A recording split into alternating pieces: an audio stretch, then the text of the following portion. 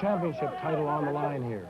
He beat Namer, who was in first place after 2 heats in the two-man, to take the Olympic title there. But now he's really fighting for second and third place with the prior sled. In fact, I made an error there, Brian. There's so many German-speaking nations with fast sleds that Schorer in before there is really in second place going into the third heat. And this is the chap that Scherer's got to beat with a really good run here. He had a fantastic start up there, 4:79, fastest ever on the track. And here comes his intermediate time. It should be a mid-32 to be really in there. 32:42, that's the fastest we've ever seen on the track. He's going to go for it too. They're all challenging that 1-minute barrier today. Great line through Shady, coming down the straight now, of course, setting up, go through S. Here it is, going through S, getting ready for zigzag. And he's really motoring and having a beautiful run, beautiful line, just like his two-man. He's zigging and he's zagging, and he's clean out of there. No ice being cut. He's not skidding sideways. If he doesn't break 1 minute, well, then I've got to say it's equipment, because he's driving beautifully. Well, he didn't break 1 minute, but he came very close. 1 minute, 0.2 tenths for Eric Scherer, driving Switzerland #1. One of the greatest drivers in the sport today. But the man that he wants to beat is Meinhard Namer. This is East Germany #1. And in 1976, Namer won gold in both the 2- and 4-man bob at Innsbruck, Austria. And as I said yesterday, Brian, this chap is fighting mad. He lost his Olympic title last week, and he's not about to lose his Olympic title in the 4-man this week. He has a lock on this. Unless he does something foolish, he gets a tremendous start. He seems to have a good line on the way down, and he's got some terrific equipment. I think it's the 3 parts that are really playing for him in this thing. He's got a 7/10 lead going into the third heat, and that's a big lead in 4-man competition because they're usually fairly steady, although once they get out of hand, of course, they're like a runaway truck. And the reason he has that big lead is because yesterday, in the first run of the competition, he became the first man ever to break the 1-minute barrier here at Lake Placid with a time of 59.86. At the moment, he could do it again. He could do it again. He's going for it. He's really motoring. He's coming into zigzag, and I think that's about the fastest we've ever seen zigzagging taken. But you see, cut ice there. He's not having a fantastic run. He's having a very good run, but it must be good because he's going to break it again. Here it comes. And the clock, look at that time, 59.73 seconds. That's a new record here at Lake Placid, and for the second time in 3 runs, he breaks the elusive 1-minute barrier. East Germany won. And after 3 runs, the orders remains the same. East German 1, East German in second place, Swiss third. This is CTV, Canada's Olympic Network. It appears that at this moment at least, the East Germans are the kings of this particular sport, 4-man bobsledding out at Mount Van Hovelberg. For the Canadians, it was not particularly good news today. Brian Smith and Vic Emery have that story. We'll go back to yesterday for Canada's first run. It ended with the sled on its side crossing the finish line. They completed the second run but dropped out before today's third. Vic Emery talked with crew member Alan McLaughlin. Alan, after having worked so hard for 3 years, how do you feel right at the moment? Terribly low, Vic. Very disgruntled.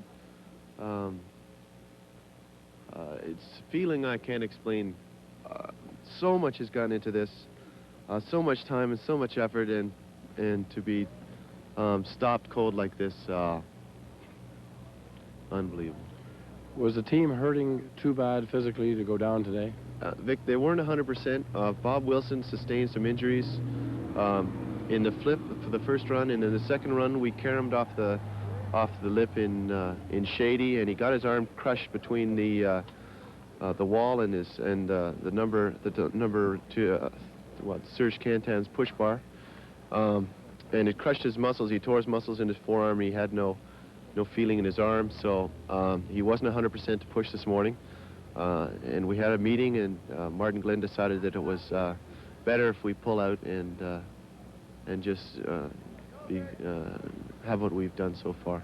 Personally, how do you feel about not continuing the race when you yourself are all right to go down? And where do you stand on that? Vic, I personally would have gone down if my leg had been broken and I couldn't see. I would have gone to the ends of the earth to go down.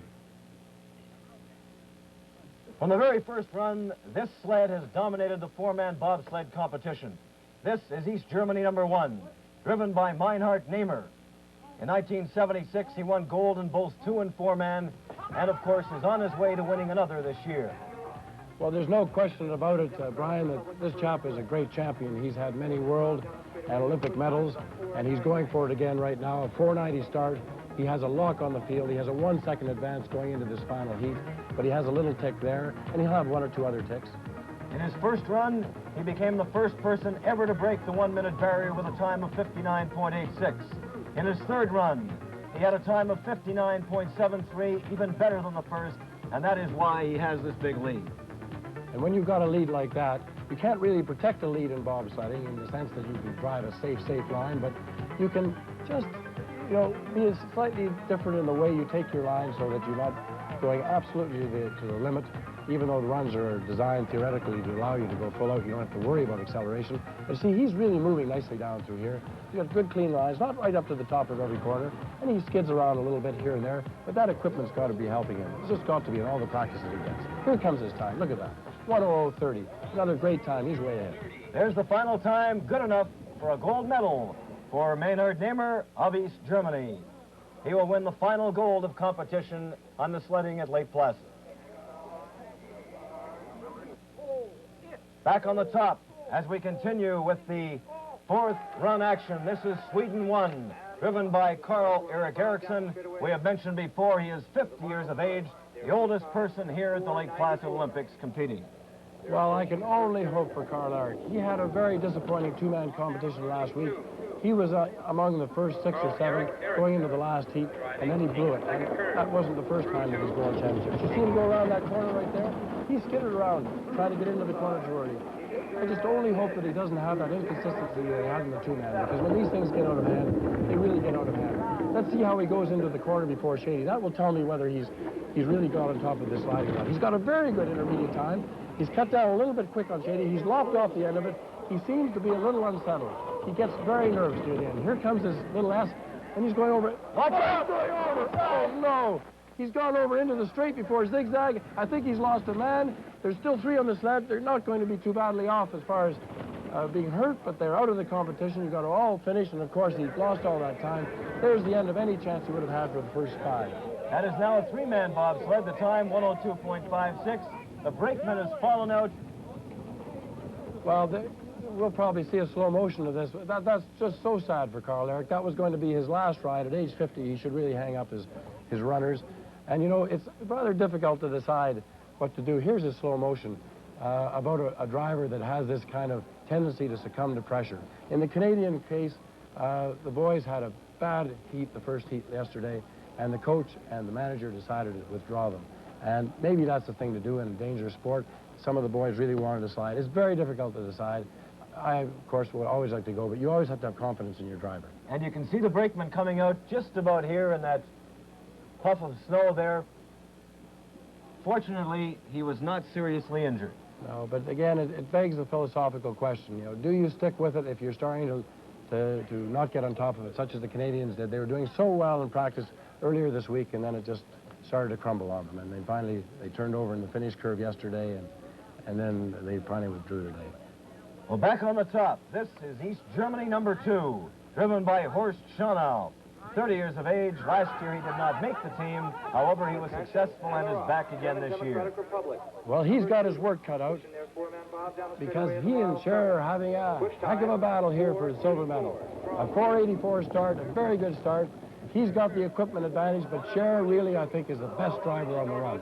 He won the 2-man last week, and he's the only one that can challenge the East Germans and of course, all the top 7 sleds in this competition now are German-speaking, but Scherer is unique in his own category. And Schono, in order to beat him, is going to have a very low 00, or maybe even have to get into a 59.